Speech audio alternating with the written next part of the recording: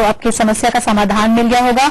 आचार्य जी, यहाँ पर ये जानना चाहेंगे कि जब शनि आपकी कुंडली में सही सपोर्टिव नहीं है तो आप हनुमान की पूजा कर सकते हैं और इस तरह से समाधान कर सकते हैं, लेकिन अगर सूर्य आपकी कुंडली में सही संयोग में नहीं है, आपके लिए हितकर नहीं है, तो क्या करना चाहिए? जी, बड़ा उत्तम प्रश्न है। सूर्य के कहते हैं कि सूर्य आत्मा कारक होता है। सूर्य किसी भी व्यक्ति के लिए समाज में कीर्ति, प्रसिद्धि, मान सम्मान का कारक होता है। तो ऐसी स्थिति में जब सूर्य ठीक ना हो तो ऐसी स्थिति में सूर्य को जल देना चाहिए। रामचरितमानस में आदित्य हृदय स्तोत्र का प्रसंग आता है। आदित्य हृदय स्तोत्र का पाठ करने से, नियमित 3 पाठ करने से बहुत ज्यादा लाभ मिलता है। और सूर्य अगर जिस व्यक्ति का खराब हो तो उसके शत्रु भी उसको बहुत ज्यादा परेशान करते हैं, समय समय पर पीड़ा देते रहते हैं। आदित्य हृदय स्तोत्र का पाठ करने से सूर्य को बल मिलता है। जिनकी भी कुंडली में सूर्य पीड़ित होता है उससे बहुत अच्छा लाभ मिल सकता है। उसके साथ साथ ओम घृणी सूर्याय नमः या ओम रवये नमः मंत्र का 108 बार जाप करने से, गायत्री मंत्र का जाप करने से भी सूर्य की स्थिति को और बल मिलता है। जी, चलिए एक और कॉलर हमारे साथ जुड़ गई है। संध्या है कोटा से। संध्या जी, पूछिए, क्या जानना चाहती हैं? आचार्य जी प्रणाम। प्रणाम संध्या जी, बताएं। आचार्य जी, मेरी डेट ऑफ बर्थ है जी 5/10/1969। जी। कोटा राजस्थान का जन्म है, दोपहर 2:45 बजे का। जी। आचार्य जी, मेरा ये प्रश्न है कि मैं, हाँ जी, कोटा राजस्थान। जी। आचार्य जी, मेरा ये प्रश्न है कि मैं न्यायालय में नौकरी करती थी, सरकारी नौकरी थी। वहां से मुझे 2007 में निकाल दिया गया है, जिसकी अभी मैंने रिट पिटीशन जो है राजस्थान हाईकोर्ट में दाखिल की है। तो आचार्य जी, बड़ी ही निष्ठा और विश्वास के साथ मैं आपसे प्रश्न कर रही हूँ कि मेरा ये जो फैसला होगा ये कब तक और मेरे हक में होगा, क्योंकि मेरा जीवन बड़ा संकट में रहा है और मेरी आर्थिक स्थिति कब तक ठीक होगी, आप प्लीज मुझे जी। देखिए, आपकी कुंडली के अनुसार जो दशा चल रही है वो शुक्र की दशा है और शुक्र में मंगल की अंतर्दशा है। मंगल आपकी कुंडली के हिसाब से चतुर्थ भाव और आय भाव यानी एकादश भाव का स्वामी है। शुक्र की जो दशा है वो आपकी कुंडली में कर्म भाव को संबंधित करती है, यानी दशम भाव का स्वामी आपकी कुंडली में शुक्र बनता है। उस पर दृष्टि पड़ रही है, अर्थात दशम भाव पे, तुला राशि पे दृष्टि पड़ रही है शनि की। तुला राशि जो है शनि की उच्च राशि होती है। अभी वर्तमान में आपके जन्म के समय में जो शनि की स्थिति थी वो शनि नीच का था, वक्री होकर के। तो उसने आपको एक तरफ न्यायिक क्षेत्र में डाला तो जरूर, आपको अधिवक्ता का पेशा दिया तो जरूर, लेकिन बहुत अच्छा नहीं चल सका, ये आपकी कुंडली बताती है।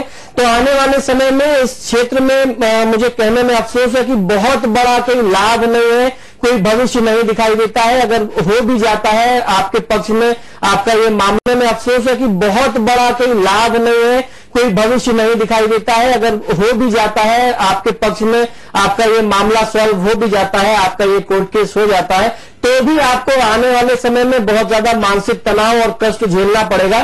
तो बेहतर होगा कि जो दशा आपको फेवर करती है, जो आपकी कुंडली से स्थिति बनती है, आप उस क्षेत्र में जाएं।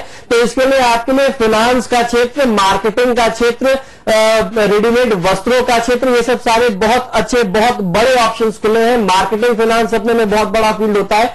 अगर आप उस क्षेत्र में कार्य करेंगी तो आपको अपेक्षाकृत ज्यादा सफलता मिल सकती है और बहुत अच्छी सफलता मिलेगी, जिससे आप संतुष्ट होंगी।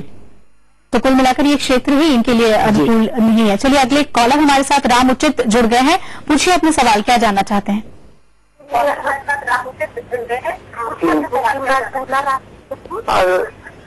हम जानना चाहते हैं जी, हमारा कैसा 3 दशा रहेगा, आर्थिक स्थिति क्या रहेगी, कैसा रहेगा 3 दशा रहेगा? आपको अपनी डेट ऑफ बर्थ समय कुछ मालूम है? चलिए, प्रश्न लग्न के अनुसार हम लोग चर्चा करते हैं। अभी आपके प्रश्न के अनुसार जो स्थिति दिखाई देती है, थोड़ा सा तनाव है, शुक्र की दशा आ रही है और शुक्र आय भाव का स्वामी बनता है। शुक्र तुला राशि में बैठा हुआ मंगल के साथ। तो अगर आप खाने पीने की चीजों से या अगर टूरिज्म, पर्यटन से जुड़ा हुआ कुछ कार्य करें, ट्रेवल से जुड़ा हुआ कोई कार्य करते हैं, तो आपको अच्छा लाभ मिल सकता है। कार्यक्षेत्र के विस्तार की बहुत अच्छी योजना आपके समक्ष आ सकती है, कोई बढ़िया प्रस्ताव आ सकता है। अगर आप उस पर विचार करेंगे तो बहुत अच्छा लाभ मिलेगा आपको। चलिए, अब यहाँ पर हम छोटा सा ब्रेक ले रहे हैं, लेकिन ब्रेक के बाद भी हमारी ये यात्रा कालचक्र की जारी रहेगी। हम इसी तरह से आपके सवाल लेंगे फोन के जरिए। समाधान के लिए आचार्य जी हमारे साथ मौजूद हैं। छोटा सा ब्रेक, जल्द हाजिर होते हैं।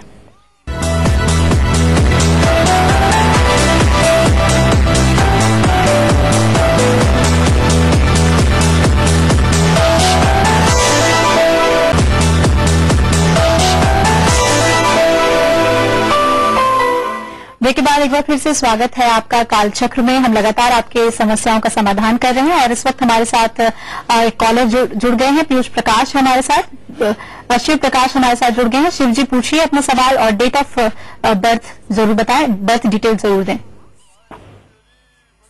हेलो जी बताइए। जी नमस्ते पंडित जी। नमस्कार। हाँ जी, मैं पटना बिहार से मैं बोल रहा हूँ। मेरा नाम शिव प्रकाश हुआ जी। मेरा डेट ऑफ बर्थ 24/1982, संध्या 4:30 बजे हुआ था जी। जी मेरा प्रश्न ये है कि मैं जानना चाहता हूँ कि मुझे किस क्षेत्र में मुझे जाना चाहिए। जी निश्चित तौर पर मुझे किस क्षेत्र में सर्विस मिलेगा, या तो फिर देखिए अभी आपकी कुंडली के हिसाब से शिव जी राहु की दशा चल रही है, तो निश्चित तौर पे इस समय ये आपके लिए एक यात्रा का फेज हो सकता है। बहुत ज्यादा यात्राएं हो रही होंगी, व्यर्थ की यात्रा, भ्रमण का होगा और मानसिक तनाव का दौर जा रहा होगा। आप अपना निर्णय लेने में स्वयं को बहुत अक्षम महसूस कर रहे होंगे। जैसा आपने चर्चा किया, आपका प्रश्न था कि आपको किस क्षेत्र में जाना चाहिए, तो आपकी कुंडली के अनुसार कर्म भाव जो है मीन राशि का आता है, यानी बृहस्पति का क्षेत्र। तो अध्ययन अध्यापन का क्षेत्र, विद्यार्थियों को पढ़ाने का क्षेत्र, या अध्ययन की सामग्री विक्रय करने का, अगर आप स्टेशनरी से संबंधित कोई व्यापार करते हैं, कागज संबंधी कोई व्यापार करते हैं, मिष्ठान संबंधी कोई व्यापार करते हैं, अन्न संबंधी या फाइनेंस, मार्केटिंग, मैनेजमेंट संबंधी कोई व्यापार करते हैं, तो आपको आपकी मेहनत, आपका प्रयास जल्दी फलीभूत हो जाएगा। चलिए एक और कॉलर हमारे साथ जुड़ गई है, गीता है दिल्ली से। गीता जी पूछिए, क्या जानना चाहती हैं? नमस्कार आचार्य जी। नमस्कार, बताएं। आचार्य जी, मेरी बर्थ डेट है 11 अक्टूबर 1982 जी। बिजनौर जन्म स्थान है और समय 8:10 रात के जी। आचार्य जी, मुझे जानना है कि मैं काफी टाइम से उसमें करियर को लेकर परेशान हूँ। मैं अपना टीचिंग लाइन में जाना चाह रही हूँ, बट मुझे इतनी सफलता नहीं मिल रही है कि आगे मेरे जो चांसेस हैं गवर्नमेंट जॉब के लिए लेक्चरशिप में।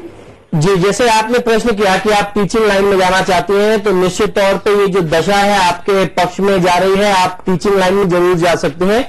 आपकी दशा शुक्र की दशा चल रही है, उसमें शुक्र की ही अंतर दशा है और शुक्र पूर्ण रूपेण, जैसे बृहस्पति एक गुरु ग्रह है, वैसे ही शुक्र भी एक आध्यात्मिक और गुरु ग्रह माना जाता है। तो अगर आप इस समय में अगर आप प्रयास करें पढ़ाई के लिए, शिक्षा के लिए, आप उस क्षेत्र में जाना चाहें, तो आपको जल्दी सफलता मिल सकती है। ऐसी स्थिति के लिए आपको सफेद वस्तु, सफेद पदार्थ का दान करना बहुत श्रेयस्कर हो सकता है। जैसे दही, चीनी, चावल का दान 7 शुक्रवार किसी ब्राह्मण को दें और उसके साथ साथ ओम शुभ शुक्राय नमः मंत्र का 108 बार जाप करना भी आपके लिए बहुत अच्छा हो सकता है। रही बात सरकारी पक्ष में जाने की, तो उसकी संभावना थोड़ी सी कम है, लेकिन आप जहां कहीं भी होंगे, आपकी कुंडली की दशा ऐसी है, आप पूर्ण रूपेण संतुष्ट होंगी। तो अगर आपको प्राइवेट जॉब भी मिलता है तो आपको करना चाहिए, आप पूर्ण रूपेण संतुष्ट होंगे उसमें। चलिए, कॉलर्स की समस्याओं का समाधान आपने बता दिया, लेकिन यहाँ पर ये भी जानना बहुत जरूरी है कि जैसा कि ये विध्वंसक संयोग है, तो हर किसी को क्या करना चाहिए, किस तरह से पूजा पाठ करनी चाहिए ताकि उन्हें इस योग से संतुष्टि मिले, किसी तरह की कोई परेशानी ना हो। देखिए, इस योग से बचने का सबसे सरल साधन ये है कि आप भगवान शिव की आराधना करें, अन्यथा आप भगवान हनुमान की आराधना करें। हनुमान चालीसा का पाठ करना, आदित्य हृदय स्त्रोत का पाठ करना, सूर्य को जल अर्पित करना, किसी गरीब को, किसी भिखारी को भरपेट भोजन कराना, ये आपके लिए बहुत ज्यादा पक्ष में हो सकता है, आपके लिए बहुत सहायक हो सकता है, आपके दुर्भाग्य को दूर कर सकता है। उसके साथ साथ ऐसी स्थिति में गायत्री मंत्र का जाप करना, ओम घृणी सूर्याय नमः, जिसकी हम लोगों ने चर्चा की, उस मंत्र का जाप करना, उसके साथ साथ आदित्य हृदय स्त्रोत का जाप, इस परिस्थिति में उसका पाठ करना, नियमित 3 पाठ करना बहुत ही चमत्कारिक फल दे सकता है। बहुत बहुत शुक्रिया आपका आचार्य जी यहाँ आने के लिए, हमारे दर्शकों की समस्याओं का समाधान करने के लिए, साथ ही साथ उपाय बताने के लिए कि इस विध्वंसक संयोग से कैसे बच सकते हैं। शनि और सूर्य के संयोग जो कि 1000 वर्षों बाद हो रहा है, अद्भुत है ये संयोग, लेकिन विध्वंसक संयोग है। इसमें पूजा पाठ करें, ध्यान करें और भगवान से प्रार्थना करें कि हर दिन मंगलमय बीते। इसी के साथ कालचक्र में फिलहाल इतना ही, लेकिन खबरों का सिलसिला लगातार जारी है महुआ न्यूज पे। नमस्कार।